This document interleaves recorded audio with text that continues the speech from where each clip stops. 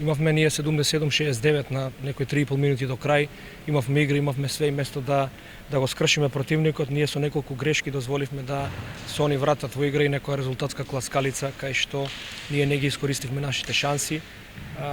Они погодија некои тројки, така да и тука ја заслужено победија.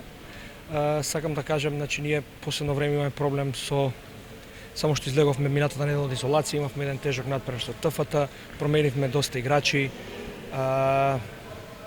Некои од играчите се уште не се залечени, се чувствуваат последиците од вирусот, така да ќе работиме напорно во иднина и се надеваме дека наредната утакмица ќе бидеме уште подобри. Во домашното првенство е тешко да се каже, бидејќи не може да се фати континуитет, а не се знае дали другата екипа има вирус, нема вирус, константно се одложуваат надпревари.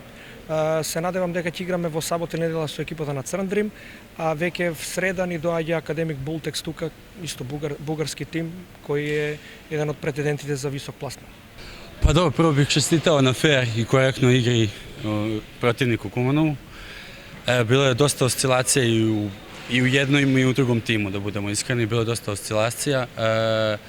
Naši problemi konkretno su težak raspored, mi imamo 9 utakmica u, ja mislim, 23 ili 24 dana.